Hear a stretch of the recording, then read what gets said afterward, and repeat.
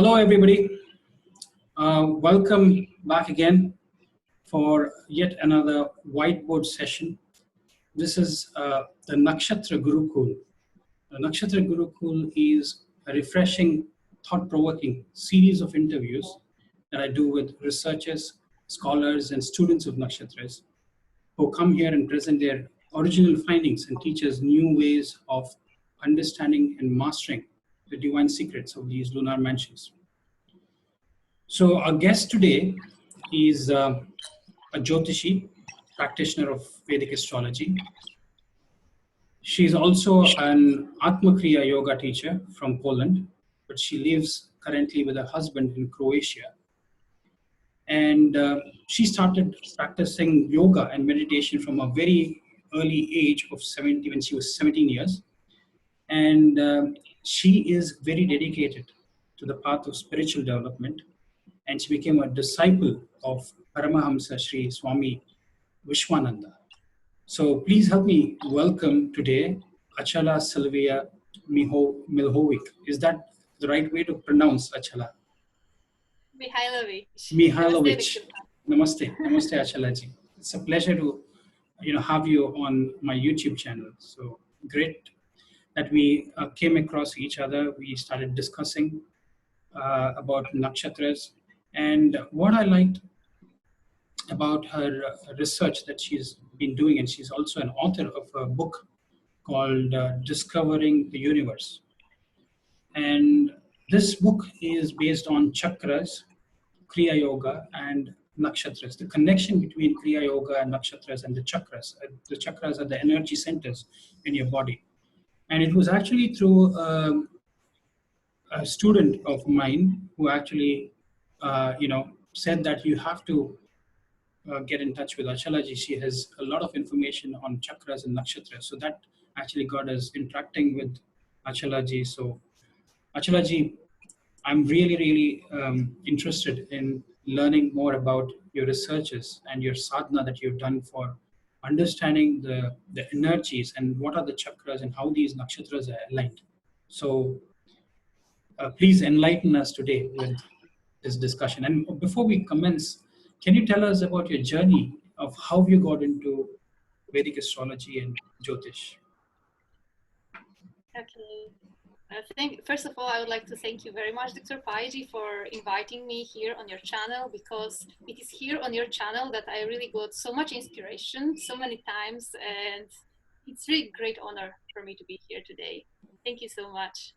Same here. It's a great honor to have you here on my channel as well, Achalaji.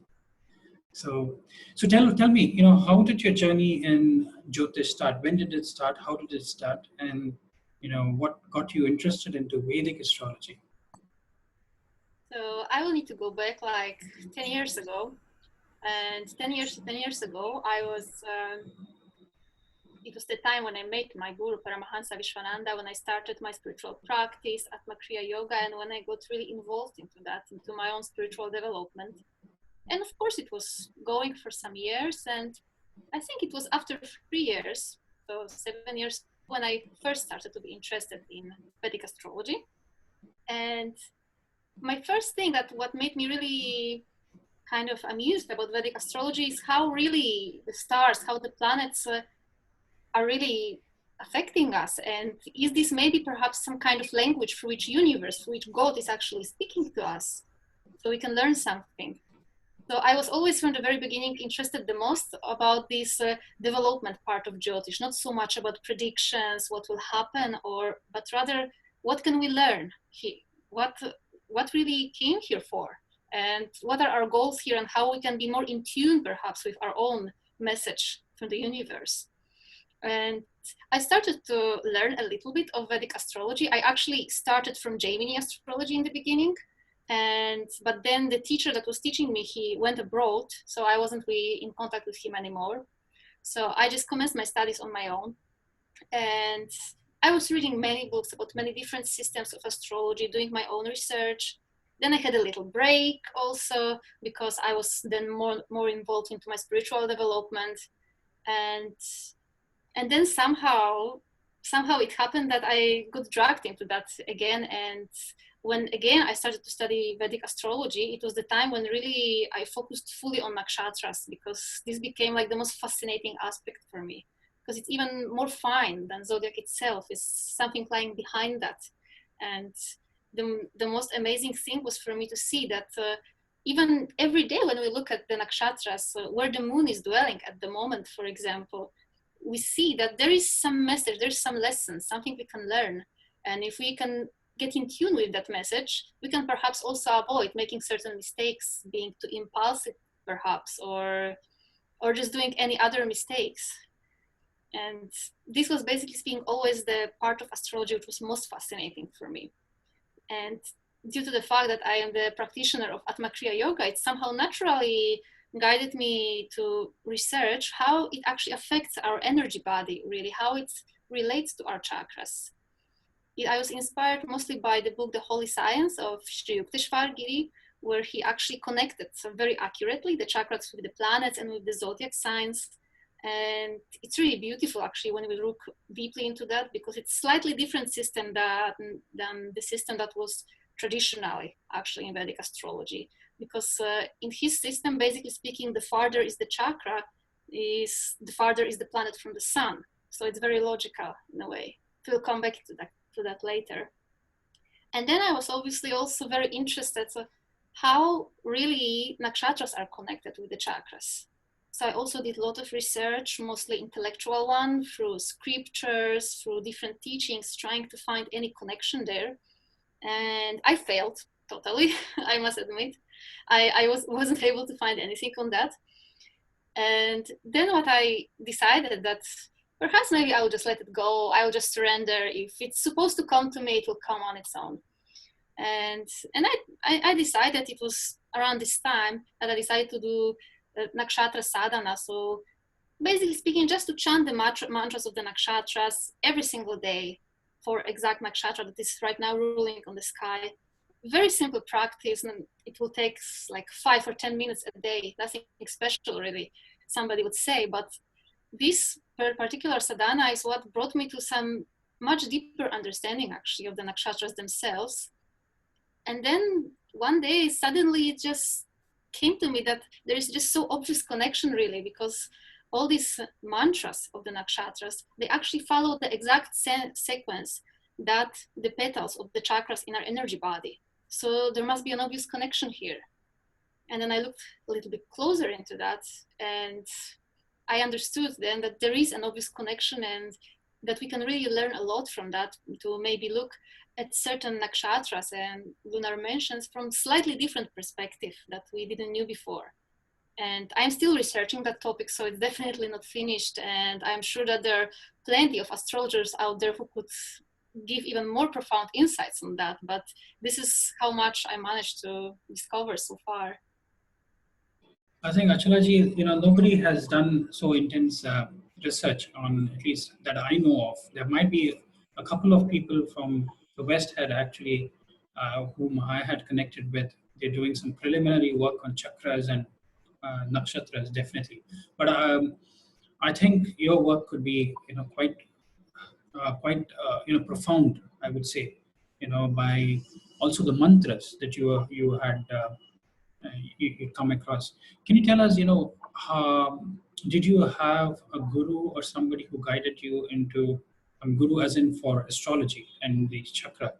Or were there any books or manuscripts or scriptures that you referred to find more information about, because there's very little information that I've come across with nakshatras, mantras, and meditation. So I think I'm more interested in knowing uh, the process, and if this process has already been mentioned somewhere. So that would be very useful for for me and also for our viewers today. I have it actually on one slide. I came across one scripture. Actually, this is the sequence that appears in many scriptures. It's called the process Shodasa Nyasa. So it's the Nyasa. The Nyasa is kind of like we chant the exact mantras while thinking on exact part of body, and connecting it with exact force in the universe. So there's also Nakshatra Nyasa in the same way. And this is from where the mantras actually come from. And I took them from Gandharva Tantra, but there are many other scriptures that were the same, almost the same mantras for almost the same nakshatras are repeating themselves. So the process obviously is existing already from some time, and surely there are even gurus who are teaching that. However, I never came across any teacher who teaches that actually. I just kind of found it and intuitively I followed it, but I was never introduced to that by anybody. So it was Nakshatra Nyasa, and it was from a classic book called Gandharva Tantra. Is that correct? Okay, okay. Fantastic. Any other scriptures that you had referred to when you were, going through this process of trying to do the sadhana and the petals and the mantras in the petals? Is there any other source that you have come across where this association of the nakshatras with the mantras in the petals has been, very specifically described? I think that the scripture that is the most, I think that's the oldest one, if I am not wrong, that firstly introduces actually the chakras and the petals is Shat Chakra Deepika or Pradipika. I am not 100% sure of the name. It's a very short one. It deals only with the chakras and nothing else. It's very short book. But can you repeat again, Achala ji, for the benefit of the viewers? What is the book again? Shat Chakra Deepika. Shat Chakra Deepika. Is that correct? Shat. Yes. Shat. Yes. It's 100. Shat means for 6. 6. Okay. Okay. Shad. Okay. Shad. Okay. Yeah. Shad. Nakshatra Deepika. Okay. And is there an author? And how old do you reckon this classic is? Any information? I would need to check that actually. I don't remember also the name of the author, but even if you just write Shad Chakra Deepika in the Google, there will be plenty of texts available there, because it's very well known book in a way, especially in the tradition of yoga. And I think that basically speaking, most yogic traditions refer to that actually, because this scripture is what it did. It took, basically speaking, all that was already existing in older scriptures, like Yoga Kundalini Upanishad, for example. This is the Upanishad also which deals very much with the chakras and with the energies in our body. And it took all this information and put it into one. So it's very interesting lecture to read. Yeah, because when I took initiation into Kriya Yoga, again, I belong to the same lineage of Mahavatar Babaji, and through Paramahamsa, the same lineage of Yogananji, So when I asked the Guru, I asked him, when you go through the cycles of Kriya, when you do the meditation, so he said you cycle through all the chakras, and so the process, what he said is you're cleansing each of the rashis, the 6 rashis as you move down, and then the 6 rashis as you move up. So that was very interesting for me. Then when I came across, that you have come and you've been working on nakshatras, so that got me very fascinated about how have you. So do you want to take us through this journey of how you started with the nakshatra, from the rashi based system? How did you then try to go to the nakshatra based system of the same chakras? So that would be very interesting if you can take us through this discussion. Okay, I will perhaps share my screen then. Sure. Yeah. I'm just not 100% sure where to click here. Okay, when you go to the middle, yes, share screen. Yeah. That's correct. Okay. Share screen. Okay. Yeah, is this working? Yes, we can see it. Yeah, perfect. So maybe perhaps first it would be good to start with destroying some myths about chakras, because in the West we altered this knowledge a little bit, and it's slightly different in the Vedas actually. So the first thing that is very different in Vedas, in Yoga Kundalini Upanishads particularly, they never speak about 7 chakras, they always speak about 6 chakras. And my spiritual teacher, Paramahamsa Vishwananda, he said that this is so because Sahasrara is actually God himself. So you can't even, it's actually even offending, you know, to say that this is just a chakra, because it's the totality of all energies within us, really. So there are always 6 chakras, and they stand for 5 elements, and the 6th element, which is the ego, the mind, which governs all of them, which is the third eye chakra. And one more thing that is slightly different is that we see on this slide that that the colors of the chakras are like a rainbow. These are the most well-known colors in the West, let's say. But again, if we would read Shat Chakra Dipika, or if we would read Yoga Kundalini Upanishad, the colors will be totally different. I just made them in such a manner so it's easier for everybody, and so there's not much confusion. But in general, also the colors are slightly different for the chakras. So the word chakra itself means either wheel or department, something like that. And it's also very interesting because each chakra kind of takes care of different departments of our life, we could say. And as each chakra is connected with one of the planets, we could really say that literally chakras are the planets within us. So whenever a planet moves on the sky, we can really feel that one of our chakras is affected in that or the other way. And when we have the understanding what the chakra really stands for, it actually becomes very obvious in a way. So it's another way to look at that, at transits and at our own natal chart, actually, to see how our chakras are really strong. And as you say, Dr. Paiji, that as each of the chakras stands for one planet, obviously also this will be 12 zodiac signs. This is something that Sri Yukteswar really introduced to the world. And this is actually his system that we can see on the picture here.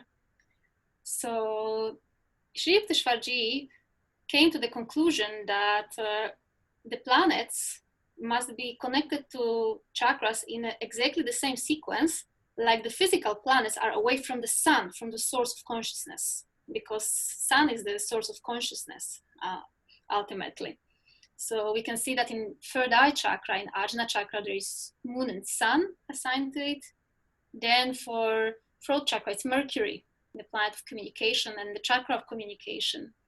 Then we have Venus, which is heart chakra, which is love. Then we have Mars, which is Manipura chakra, solar plexus, our ability to take action. Then we have Jupiter, Swadhisthana chakra. And it's very interesting. I made actually a few workshops on that. And each time when we come to Jupiter being sacral chakra, everybody is, but why, really? Because Jupiter is the supreme cosmic guru.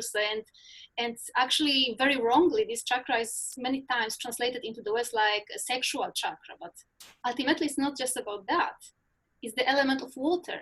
So the second chakra. So it's our ability to receive things, to be receptive for something. Also to be receptive to our teachings. Also, Yogananda said that our second chakra is our ability to say yes in life to something, to really follow something, while first chakra, Saturn, is about saying no, separating ourselves from something. And when we look at all of that connections, I went really in detail in that into the book, but I think it would take too long if we go so much into the details right now. But just to say, it's really amazing to observe that and to really see how this is changing, and to see really how each planet is really deeply connected with each chakra and what the chakra stands for. So obviously also, as each of the planets is connected with each of the chakras, this will be similarly to zodiac signs. And these zodiac signs, I don't know, are they visible enough there? Yeah, they are. Yeah. Okay. So all of that zodiac signs also, they are obviously ruled by the exact planets that are connected to the exact chakras. And there is also Uttarayana and Dakshinayana here. So originally, Uttarayana was starting always when Sun was entering Capricorn, and then Dakshinayana was starting when it was entering the sign of Cancer. So this is also very beautiful in a way, and especially for those people who know Kriya Yoga and who practice that, they know that this is all the time this breath going up and down, during Kriya Yoga, really purifying all the chakras and cleansing them. And it's even more visible on the other slide, how beautifully it really goes. So here would start Uttarayana, and here would start Dakshinayana. So Uttarayana is northward movement of the sun, and Dakshinayana is southward movement of the sun. And it is said also, I think, in Srimad Bhagavatam, that it's like Uttarayana goes on one side of Purusha, and Dakshinayana goes on the other side. And again, it's exactly the same cycle. Whenever I was teaching Atma Kriya Yoga, I was saying to people that it's literally like the sun and all the planets are doing Kriya Yoga all the time on the sky. And there are even some interesting recordings actually from NASA, when there's, I think, only one like original recording. Many of them are, I think, fake, but one on the page is really real. When you can hear like sun itself is literally chanting Om in a way. Yeah, I've seen that audio clip when they compress the vibrations that you get from the sun, and when you compress it to a frequency, what you hear is the sound of Om. Beautiful. It's actually, yeah, I've heard that. Yeah, but there are so many, as you mentioned, there's so many fake ones as well on the internet. You really need to know which one is the right one. Yeah. Yeah, that is really amazing. Exactly. And what is interesting, Achalaji, because there are some schools of thought which have a different way of connecting the chakras with Yes. the grahas. Some of them say your Jupiter is connected to your Agni chakra. So, Yes. what are your thoughts on this? And I know this is the system by Sri Yukteswar Giri, what he has proposed. But what are your thoughts? I mean, I can understand where you're coming from because it makes sense to me. Because even when you say Jupiter is your chakra, is it Swadhisthana, right? And then you have Saturn, which is for your Muladhara. So the earth element, what grounds you to the earth, Saturn really grounds you. And then it's Jupiter. You say, see, I was talking to some of them earlier about this same sort of research. And in Lal Kitab, which is the red book, Lal Kitab is it's again based on Saumidrika Shastra. Saumidrika Shastra is based on even palmistry and Yeah. nature, right? And when I saw some of the remedies which are prescribed for Jupiter is applying water of saffron. You dip saffron in water and then you apply it in the navel chakra. Or you, Wow. yes. And then I've also seen people also say, have you heard of Gopi Chandan? It's the Gopi Yes. Chandan is they say it's a soil from Mathura, where once Lord Krishna walked, and that's supposed to be very, very sacred. And people use them in their Sandhya Vandanam. Is when you do oblations to the sun and then you pray to the sun 3 times a day. That's when you use the Gopi Chandan. Chandan is so Gopi Chandan is also applied on the navel chakra. That's basically trying to say you're protecting that chakra from, uh, and this is what an Ayurvedic doctor also told me. He said what happens with most of the people who are into meditation and yoga and all of that. He says they are very well protected from their Manipura up to their Agni chakra, right? Yes. That protects them. But what they forget is the lower two chakras are left open. And that's where he says through Swadhisthana, a lot of negative forces can get into your body. That's what the Ayurvedic doctor said. He says most of the times these chakras will be very, very solid and strong for people who practice meditation, but many of them would not have grounded their energy. So the Muladhara and Swadhisthana is not actually strong.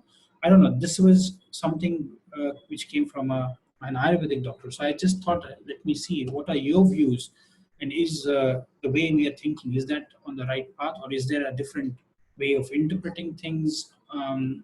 So I just wanted to see your views on this.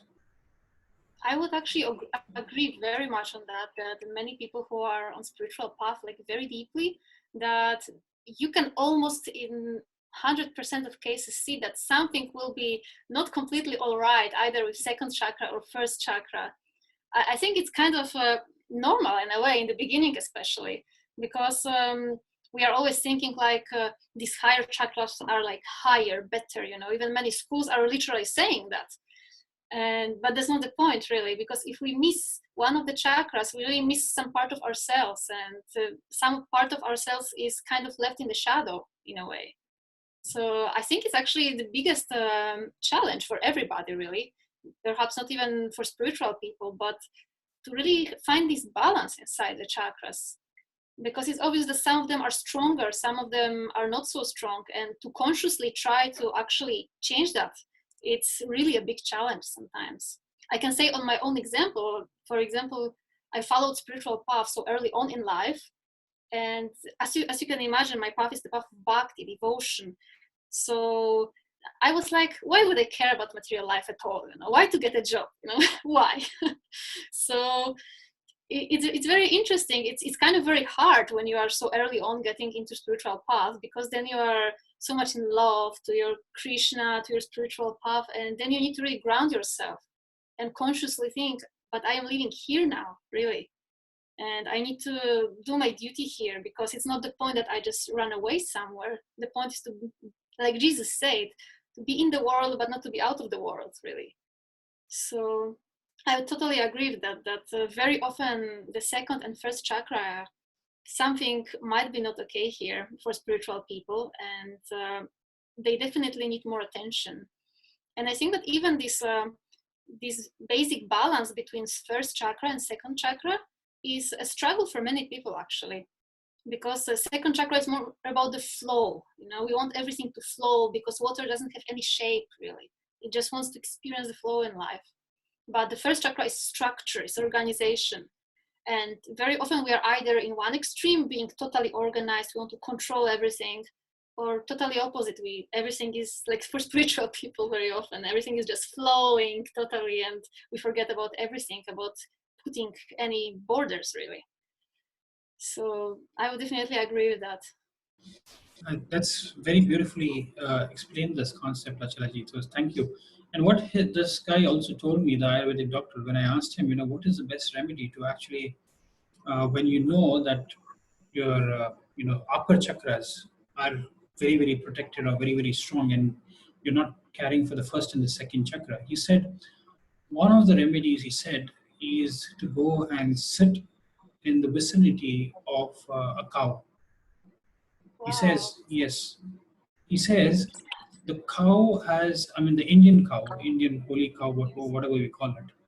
He says they have the ability to absorb the negativity, whatever comes towards you, or whatever their lower chakras are imbalanced. He says the radius of the protectiveness of a cow, you will feel for 100 feet. Wow.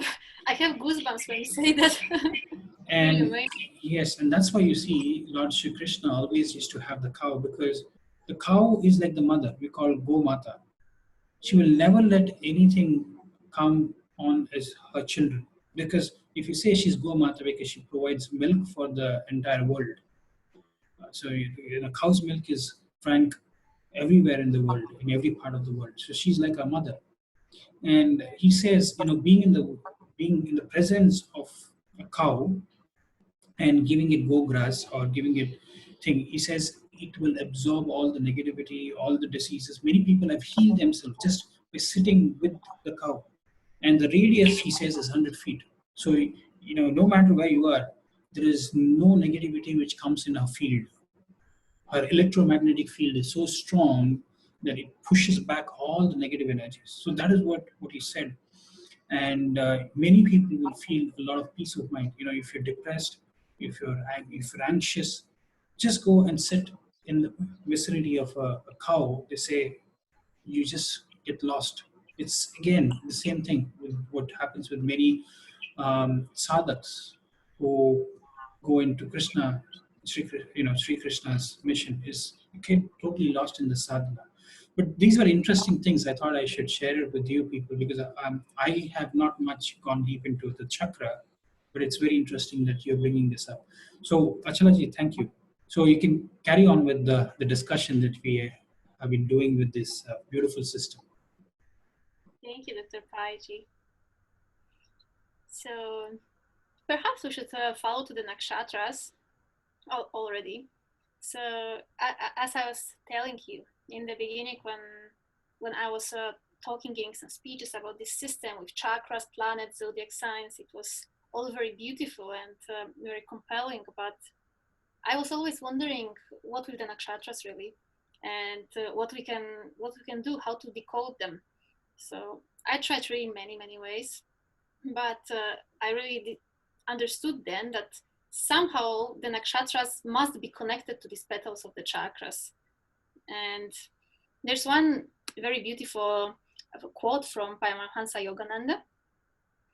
So he says, in highly simplified description, it might be said that the 50 letters or sounds of the Sanskrit alphabet are on the petals of the Sahasrara, and that each alphabetical vibration in turn is connected with a specific petal on the lotuses in the spinal centers, which have a total of 50 corresponding petals. Petals mean rays or vibrations. These vibrations are responsible for various psychological and physiological activities in the physical and astral bodies of men.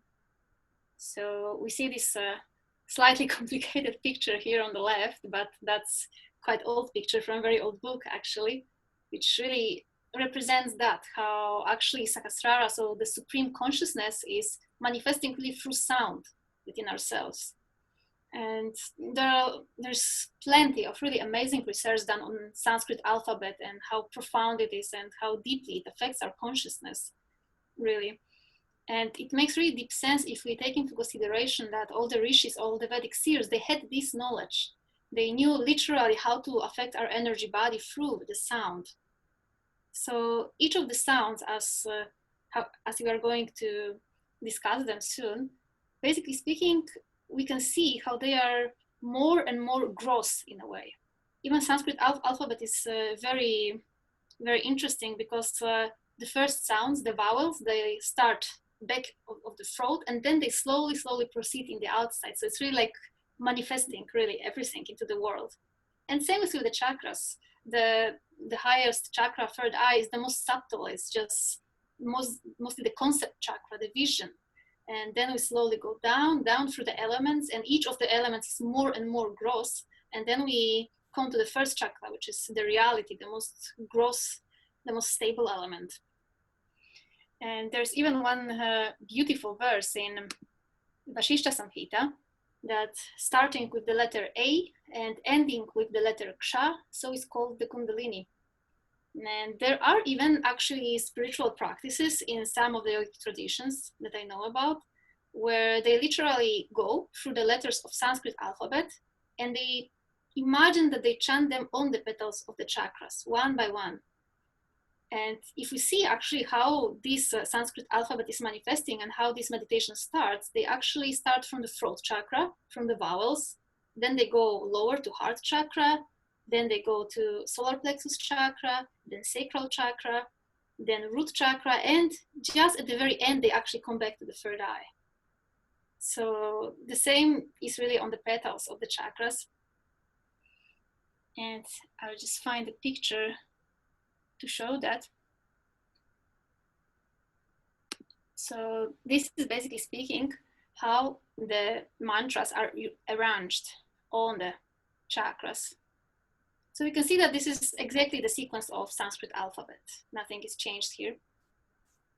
And all the nakshatras here, which are close to each of the mantras, these are taken from Gandharva Tantra, from Nakshatra Nyasa. And that's the slide, that's the actually original text. So on Gandharva Tantra, what is usually done is we are chanting the exact mantra of the nakshatra. So first one will be like Om, Am, Ashwini Nakshatraya Namaha. And then we focus on the forehead, right? So how it's denoted here. And then it's right eye and Bharani, then is left eye and Kritika, and so on and so on. So the different colors stand for where these exact mantras are placed actually in our energy body for different chakras. So And very interesting. the blue would be more on the face, is it? That's Yeah, yeah, yeah. the blue one is throat chakra. Yeah. Okay. Then the green one is heart chakra, and so on and so on. But yeah, it's actually very interesting that in Marma, these exact mantras are also used for healing exact parts of the body. But they are slightly different than here. But they are existing. So, Ashnaji, I've heard two versions of Marma. They say some versions have said 107 points, some of them say 108 Marma points in the body.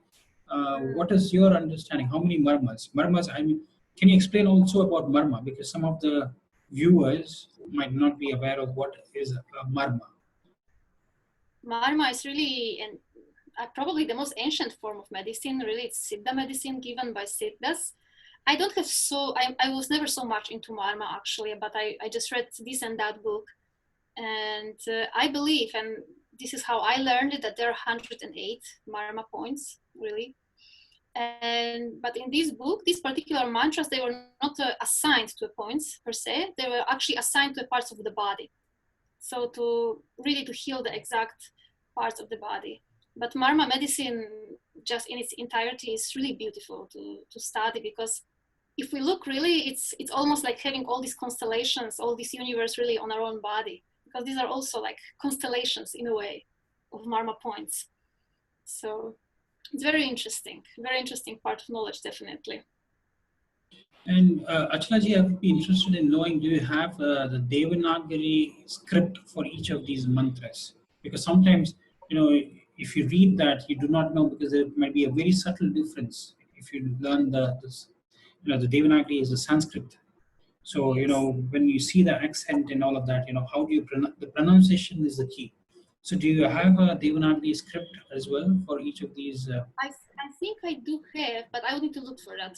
But I can send it to Baiji, yeah. But I think I do have it actually. Yeah. Okay. I think it's Interesting. even available on the internet, yeah. And can you just tell us a little more, elaborate on the sadhana? Let us say somebody who wants to meditate on, say, Punarvasu Nakshatra.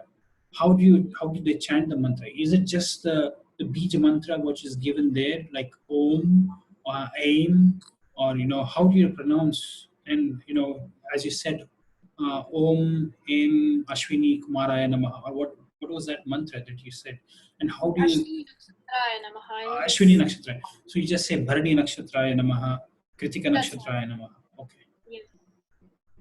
Yes. That's right. However, I was doing the sadhana myself. I took slightly different method for that, and it actually worked very well for me because it engaged my creativity a little bit more also. So what I was doing when, let's say that this was the day of Punarvasu Nakshatra, and there are two mantras there. And what I was doing, I was chanting like first the mantra Om. Obviously for Punarvasu it's also Om, so Om 2 times, Om Om. And then what I would do, I would, in the last part of the mantra, I would take one of the names of Krishna, because he is my Ishtadev, and chant it. And this was also a very creative task for me in a way, because I could notice that there is also an obvious connection between several words, especially verbs of Sanskrit, and how they connect to these Vich mantras. The verbs that start with these Vich mantras, they actually reveal to a certain extent the nature of the nakshatra itself.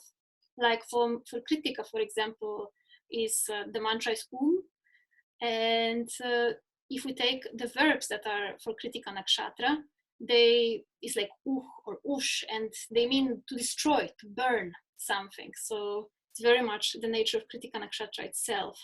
So it's like the Dahana Shakti, which means to purify, to cleanse, to burn of Kritika.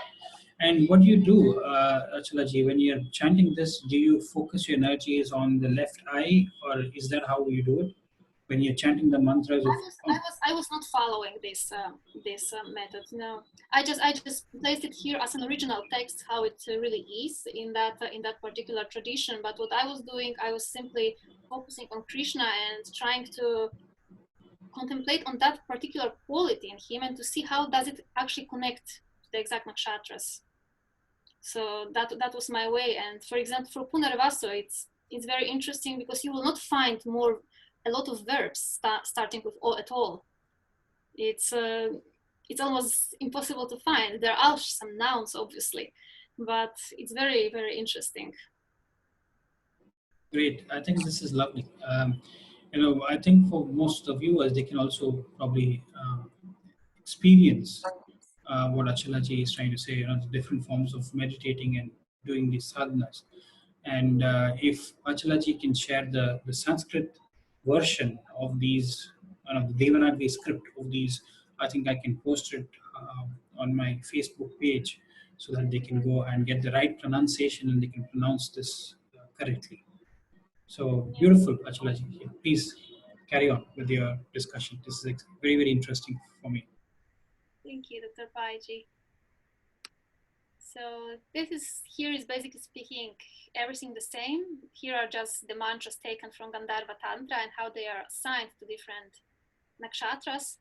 And obviously here we see that some of the nakshatras, the groups of nakshatras belong to certain chakras. I hope that it's visible enough on the other. Yeah. Achalaji, this is beautiful. The one doubt I had about this is I can see a repetition between Revati also in the Agnya chakra and also in the Vishuddha chakra. Are there more commonalities, even Uttara Bhadrapada, if you see they're both in Mooladhara and Agnya. So yes.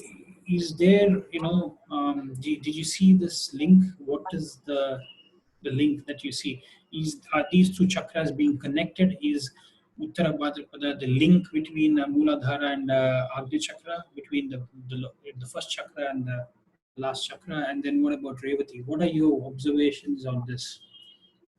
Yeah, actually, Uttara Bhadrapada and Revati, I think, are the most interesting ones, really, because as you noticed, Dr. Paiji, they are both in Uttara Bhadrapada. It's in Mooladhara and it's in Ajna, so it's like the beginning and end in the way. And Revati, on the other hand, it's in third eye chakra, and it's also in throat chakra, and actually also it is in as Bij mantra. It's Bij mantra, which is Lam. It's also in Mooladhara chakra. So again, it's connecting the beginning and end. And this is why when I look at nakshatras, when I look at chakras, I don't perceive them like some separated beings, but more like a gears, in cosmic cycle. All of them are connected together. All of them must work together.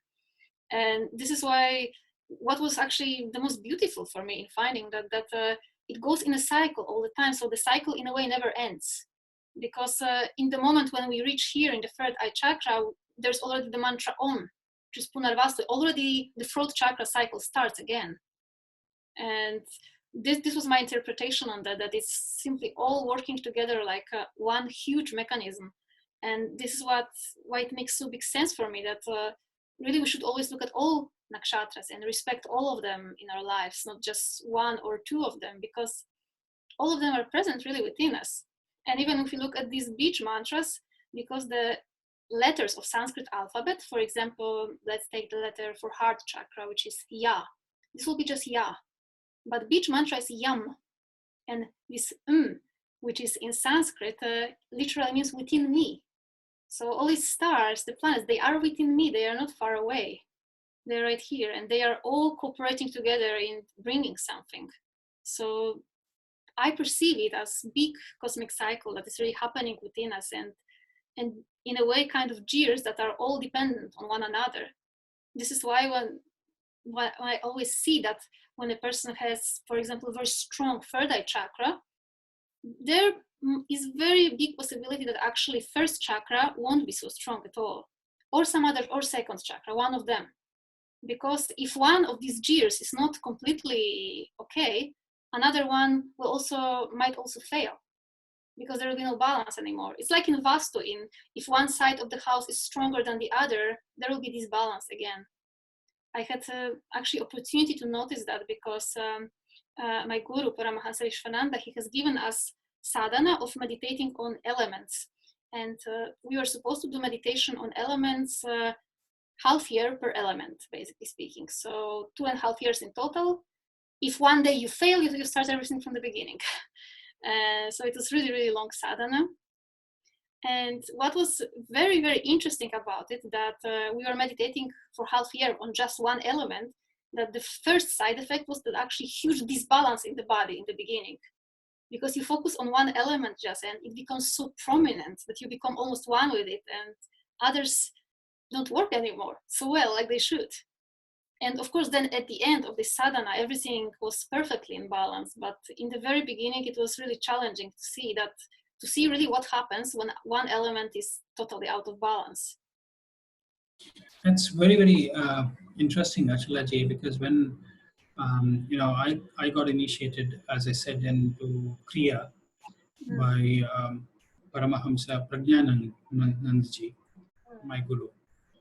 And when I started doing Kriya, for 2 days, I could really feel when I was doing the cleansing, I could see a lot of toxins being pushed out of the body. Yes. Okay, and you can really feel the toxins going out of the body, and through whatever means of how you get rid of the toxins of the body, so you can feel that a lot of toxins are being pushed out. This system, I think, what you're talking about meditating with the mantras aligned with the petals, I think are more, they kind of vibrate with the frequency of the chakra, and also they help you to elevate the consciousness of that chakra, and also to help you to cleanse and purify that chakra. And I strongly believe in what you said, Achalaji, and this is something what has happened today in the modern world is we tend to do certain videos on certain nakshatras, and we try to delineate the characteristics of that nakshatra in the videos that we do. And then people think that, okay, this is the right form of understanding Jyotish, and then they write to me saying that, okay, I have my Mars in this nakshatra, what would it mean? I have my Saturn here. But as you said, it's a holistic view that you have to take, because every planet is important. Although our seers have put more emphasis on the moon being the Janma Nakshatra, but I still believe that all the planets are equally important. And this is a beautiful system because, as you mentioned, Achalaji, we have the entire cosmos as though all the grahas are within us. And there is a very popular thing which I always work in tandem with, and this is what I would encourage our viewers to look at how to balance this thing in your body as well. I say, as above, so below. Yes. As inside, so outside. So if you can understand what is happening within your body, as you said, I is more aham brahmasmi. It is me. So when I start concentrating and focusing on my chakras and my energy points and cleansing them, then automatically I will be able to influence the outside world.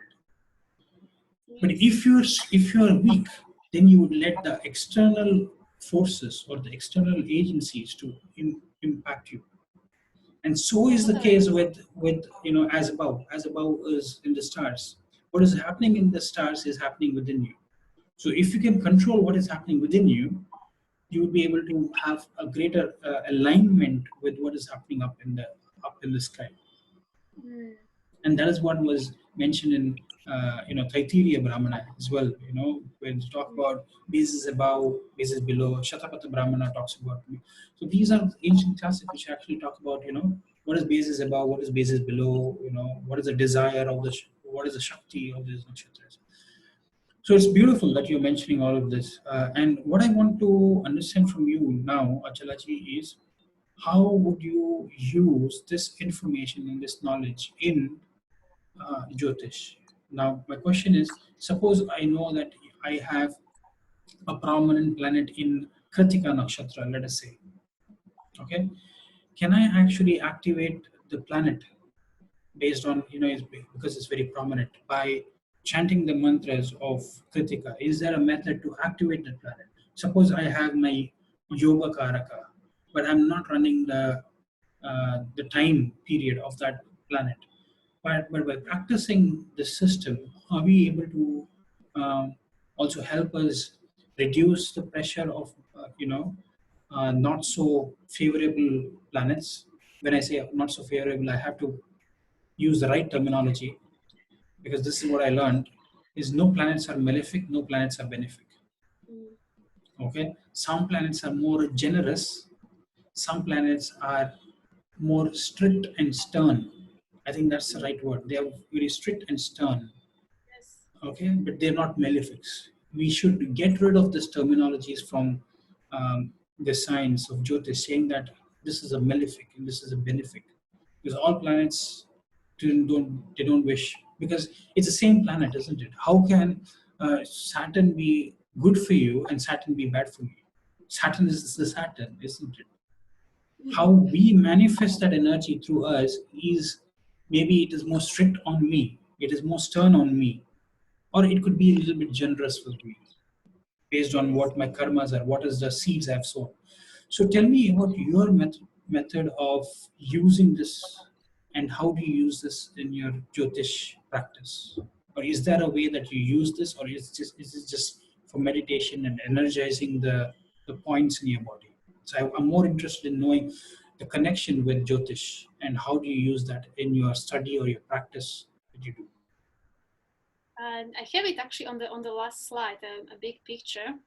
I can maybe go back to it now. Uh, yeah, that's the picture. So basically speaking, always when I look at some charts, I am looking more or less in that way on that to see really what chakras are. I would not even say more or less active, because it's not really dependent so much on that.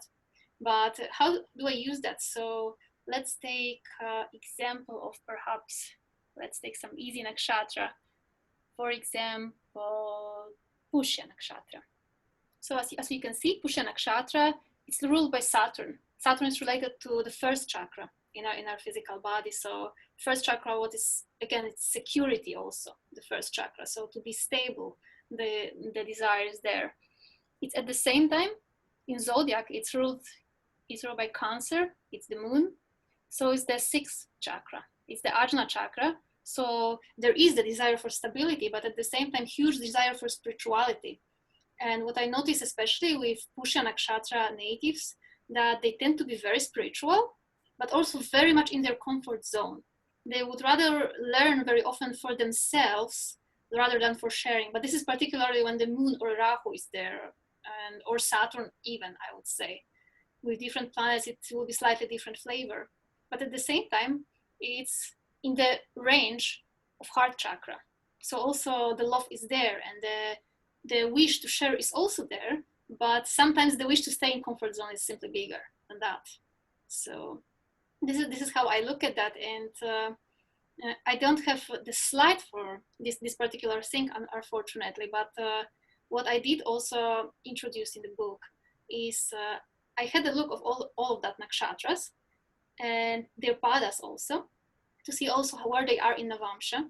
So to each of these nakshatras, I assigned 4 numbers, and all of them just depict basically speaking, the chakras that they are connected to. So in case of Pushya nakshatra, again, this is going to be, the first number is number 1 for Saturn. Then we have the second number. It is the number 6 for Cancer, for third eye chakra. Then the third number is going to be the number 4 for heart chakra. And then I would take one more number from Navamsha, from where in zodiac is the exact planet in Navamsha. So that would be 4 numbers. And what I noticed that if you sum up all of these numbers together, what you are going to receive actually is pretty accurate image of, let's say, how exact chakras are developed for a person, even if you have no idea about Jyotish at all, just by counting these numbers. And this is very often pretty accurate. You don't even need to know that Jupiter is debilitated on that and that place. This will be simply shown by that. And how I interpret it is not even that, let's say, some chakra is weaker or stronger, because it also changes over a lifetime, isn't it? Especially when we work on ourselves. I rather perceive it like when I see that, for example, Jupiter has a particularly big score in somebody's when we count all these numbers, then shows to me that there's a lot of karma related to Jupiter that needs to be cleansed. And then this chakra may look like it's weak in the beginning of life, but later on, as we clean it, of course, it can also turn to our advantage. Still our nature, let's say our prakriti, it will stay the same in a way, right? But we can just use it in a more benefic way. And there was one actually very, very interesting story.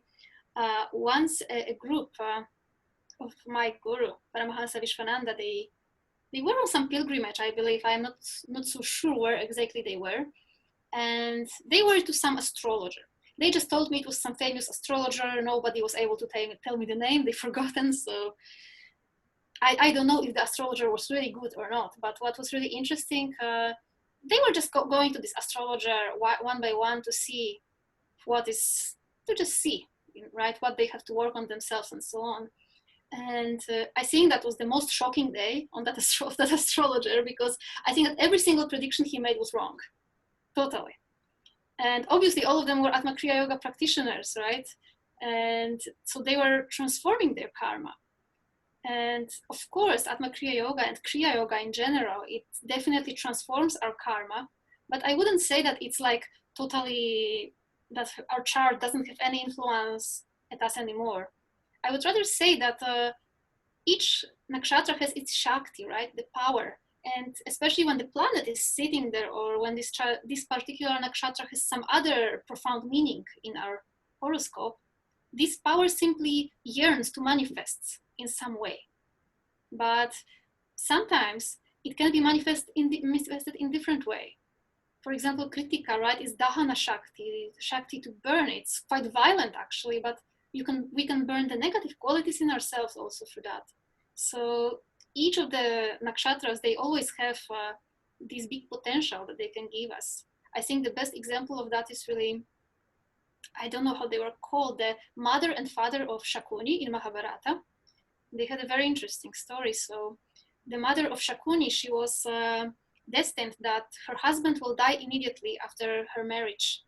And what astrologer in that times said to her that what she can do to avoid that, he said to her, you know what, you just go and get married yourself to a goat, literally. So she did get married to a goat. Goat seriously died immediately after the marriage, and then she really got married. So I think that certain things, they must manifest through us in this way or the other. And I don't think that we have much choice here, because that's our karma. This is something that we saw already in previous lifetimes. We can't avoid that in any way. But how it's going to manifest, it's totally up to us. This is something that we can really alter and make something beautiful out of it. This is my opinion on the topic. No, but I think this is what we need. We need more people like you, Achalaji, who can actually convince people that we're not born with some very fixed. Obviously, there are certain karmas which are unalterable. That's called your prarabdha. But there are other karmas that would depend on your actions that you do.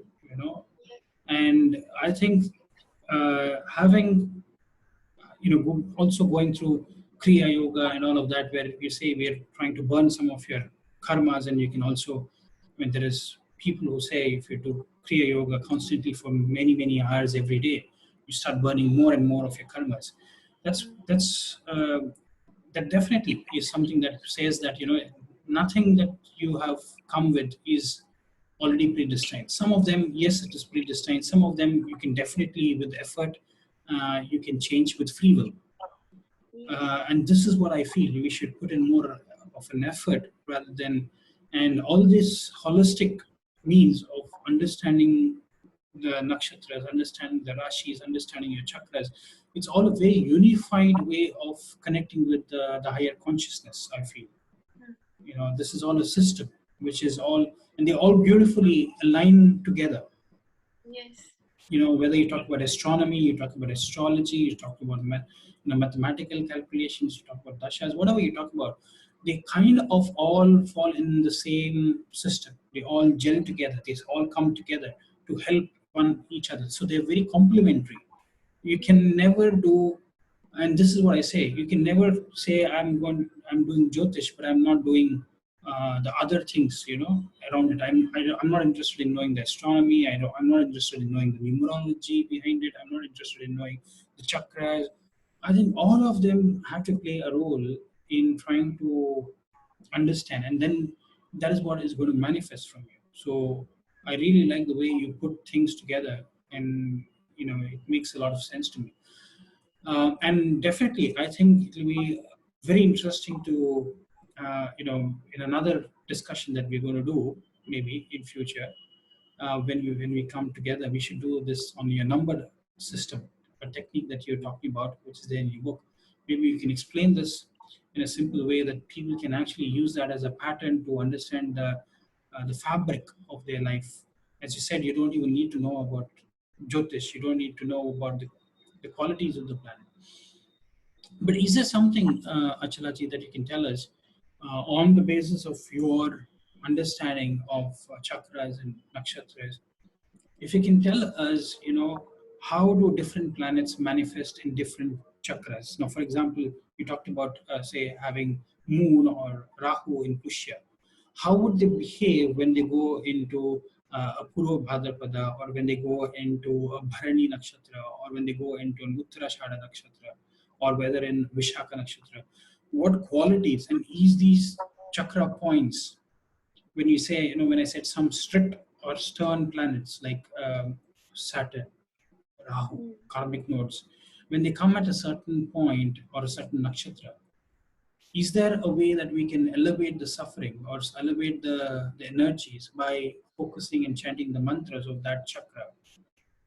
Have you seen in your observation through your sadhanas, or what do you recommend to your clients, how they can elevate some of these energies that they feel during certain transits, or when certain dashas they're going through, certain time related impact on their life? What is that they could do? Is there any system that you have come across? Is there any observations that you would like to share with us today? Usually what I do, even when I am looking at some chart, is I just pay homage actually to each of the nakshatras and each of the planets by chanting to them. So when I see, for example, that let's say somebody has Sun in Aries and then Ketu in Gemini and so on and so on, I will start. Usually, I would start from Moon, actually, from where Moon is. And let's say the Moon is in Magha Nakshatra. Then I would chant the mantra for Magha Nakshatra, which is Om Gham Magha Nakshatraya Namaha, and then Om Gham Chandraya Namaha. So this is what I do. I do it very, very quickly, usually just 1 or 2 rounds, and just to really show my respect to the planets, really, and to these exact nakshatras. And it's actually pretty amazing, at least in my experience, that sometimes if you just repeat these mantras even 3 times, 5 times, like Om Gham Chandraya Namaha, to understand what it brings together, it really somehow opens up, somehow magically. I don't know how it happens. It just happens. And this is why very often I actually recommend to people to whom I'm doing analysis that they can chant to each of their planets and to each of the nakshatras the mantras too. So there will be 9 mantras in total, each of them for 9 planets, and 10th one for ascendant, let's say, if somebody wants to do that as well. And I recommended it to a few people already, and they say to me that they do notice some benefic effects. Now, whether it's really working or whether something else is working, I don't know. This is just the feedback that I got from them. But it was really interesting for me to observe. And that's why I always say to people that perhaps the easiest remedy that we can do for Jyotish, even without any mantras at all, is just to look at your chart and just send love to each of your planets. One spiritual teacher once said a really profound thing to me. I asked him, what can we do with our karma, really? What can we do to help to alleviate the suffering that comes from our karma? And he said a very simple thing: love your karma. Just that's so simple. And this is something that I myself was doing with my own chart. I'm just looking at each of the planets and just sending love to them. And when we can really open our heart and connect and fully accept really what the planet is bringing into our lives, then when we can accept the shadow part, the bright part will open also. Because, as you said, Dr. Pariji, really, planets are not evil. They are here to teach us something. And when we really allow ourselves to be guided, they will guide us. They will bring much more light into our life. Because after all, Jyotisha is all about that, isn't it? To bring more light into our lives. And this is how I perceive that also. Beautiful, Achalaji. This is what I love about uh, Jyotishis who are into spiritual path, because they're not too much into the predictive side of things. Prediction is important, but I say if you are guided by the light, then and this is again another belief I have. Start looking at the light, because then you realize that the shadow is always behind you. But if you start looking behind you and not looking at the light, then you'll always see the shadow. That's where you see most of your karmas lie. But if you're bold enough, you always have to look at the sunlight. Look at the sunlight. I mean, when I'm saying not literally, I'm talking about figuratively. When you look towards the light, that's when you get the guidance to move forward on the path. But if you stagnate yourself and you be at a position and you always start nagging and scribbling behind what situation you are, I think you just get fixed there and you will never move.